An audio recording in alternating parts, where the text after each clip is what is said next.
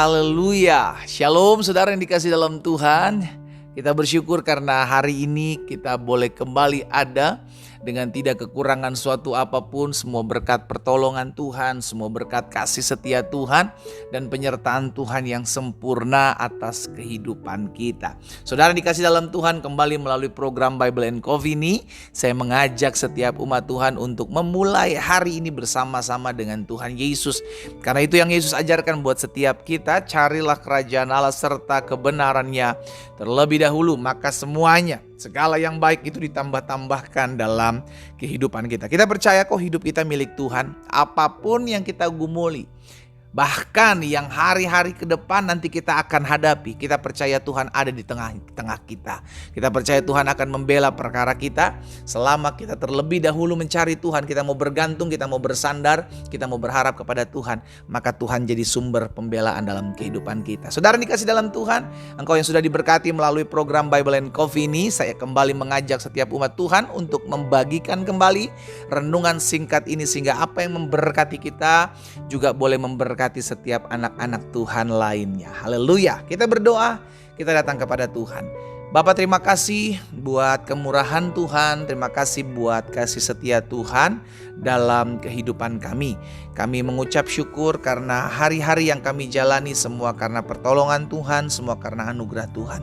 Dan kami rindu untuk mendengarkan sebagian daripada firman-Mu. Roh Kudus, urapi kami dengan roh hikmat dan wahyu. Tuhan tolong sehingga pengurapan dari tempat yang maha tinggi turun mengalir dalam kehidupan kami, sehingga hari-hari hidup kami tetap terus mempermuliakan nama Tuhan. Bicara bagi masing-masing kami ya Roh Kudus, di dalam nama Tuhan Yesus Kristus kami berdoa. Haleluya. Amin, amin. Puji Tuhan. Nah saudara yang dikasih dalam Tuhan, suatu kali Tuhan pernah berfirman buat bangsa Israel, dan saya percaya ini juga yang menjadi firman Tuhan buat setiap kita untuk kita renungkan di hari ini dalam Yesaya 55. Yesaya 55 ayat yang ke-7. Coba kita lihat sama-sama. Yesaya 55 ayat yang ke-7, firman Tuhan bilang begini, baiklah orang fasik meninggalkan jalannya dan orang jahat meninggalkan rancangannya. Baiklah ia kembali kepada Tuhan, maka dia akan mengasihaninya, dan kepada Allah kita sebab ia memberi pengampunan dengan limpahnya. Saudara yang dikasih dalam Tuhan, saya teramat yakin dan percaya bahwa kita punya Tuhan yang memiliki belas kasihan. Amin. Kita punya Tuhan yang memiliki panjang sabar. Kita punya Tuhan yang selalu terbuka pintu maafnya, pintu hatinya untuk kita kembali datang kepada Tuhan. Ini yang saya sebut seringkali dengan sebuah kesempatan. Karena setiap hari kita diberikan kesempatan untuk kembali datang kepada Tuhan, untuk tidak mengulangi kesalahan yang sama, untuk tidak melakukan kegagalan yang sama di hari kemarin. Itu sebabnya kalau kita menemukan ada di hari yang baru, saudara yang dikasih dalam Tuhan, itu membuktikan bahwa Tuhan masih mengasihi saya. Tuhan masih mencintai saya. Sehingga saya kembali diberikan kesempatan ada di hari yang baru untuk kembali ada dalam anugerah Tuhan dan tidak lagi mengulangi kesalahan yang sama. Dan firman Tuhan hari ini mengingatkan bahwa orang fasik hendaklah meninggalkan jalannya, orang jahat hendaklah meninggalkan rancangannya. Itu Tuhan minta buat setiap kita, ayo datang kembali kepadaku. Baiklah ia kembali kepada Tuhan, maka dia akan mengasihinya.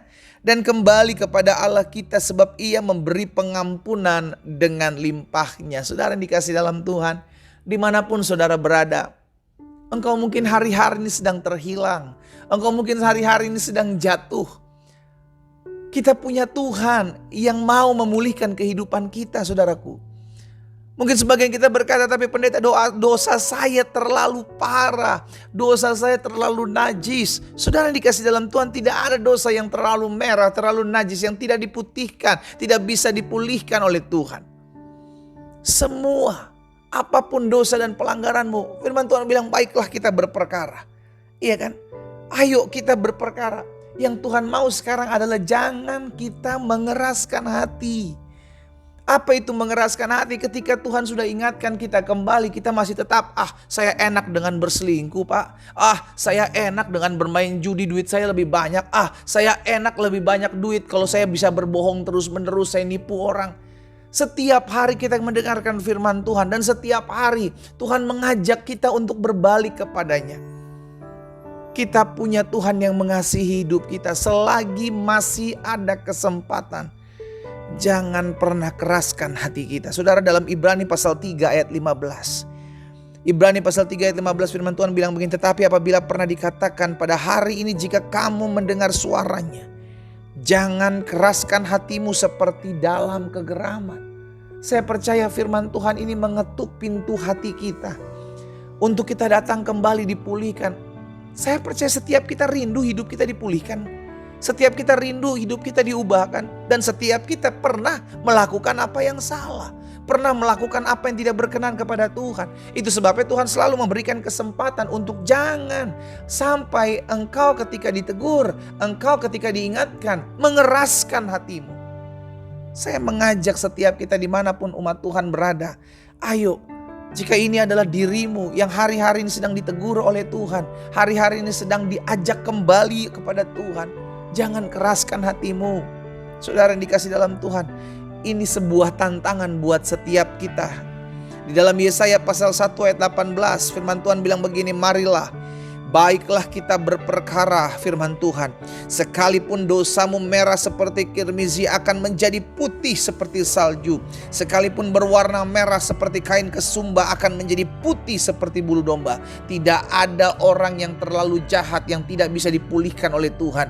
Tidak ada orang yang pernah melakukan dosa yang terlalu merah, Alkitab katakan, sehingga tidak bisa diputihkan seperti bulu domba, seperti salju.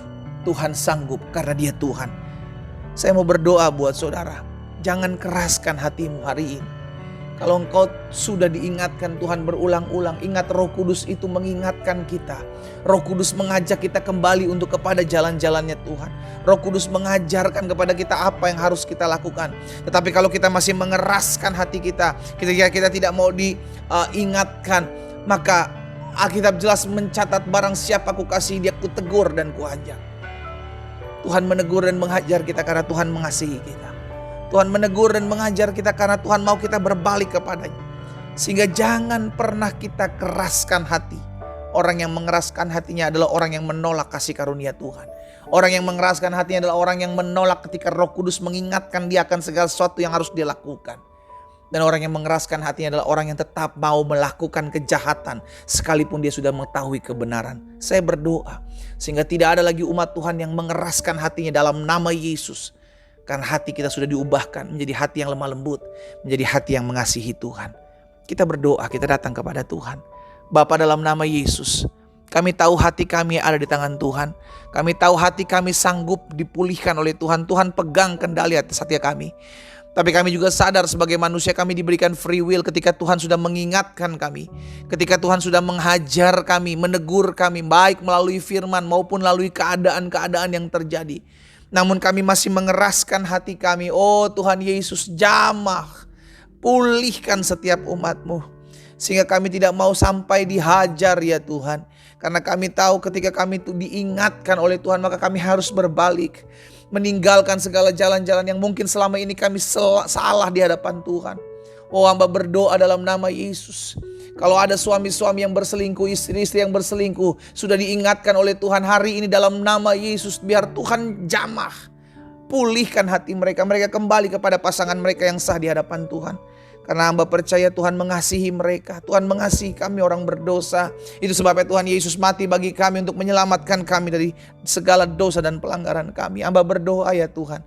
Kalau ada yang diantara umat-Mu yang hari-hari ini masih suka menipu, masih suka berdusta, masih suka lakukan hal-hal yang tidak memuliakan nama Tuhan, hamba berdoa dalam nama Yesus. Dimanapun mereka berada, Tuhan jamah hati mereka. Karena hamba percaya firman-Mu berkuasa memulihkan setiap kami. Oh Tuhan Yesus, tolong setiap kami umat-Mu. Kami rindu dipulihkan, kami rindu untuk mendengarkan suara Tuhan dan melakukan apa yang Tuhan mau. Di dalam nama Yesus, hamba berdoa. Tuhan juga berdoa, hamba juga berdoa buat yang sakit. Biar Tuhan pulihkan, Tuhan sembuhkan. Jamah yang sakit Tuhan. Sebab hamba percaya disampaikan firman, disembuhkan mereka terjadi. Demi nama Yesus Kristus Tuhan kami berdoa. Haleluya. Amin. Mari kita nikmati kopi kita saudara. Haleluya. Jika Tuhan sudah ingatkan kita, jangan keraskan hati kita. Ayo datang sama Tuhan. Kerinduan Tuhan satu, agar hidup kita diubahkan, hidup kita dipulihkan, sehingga kita mengalami berkat-berkat Tuhan. Jangan keraskan hatimu. Tuhan Yesus memberkati kita.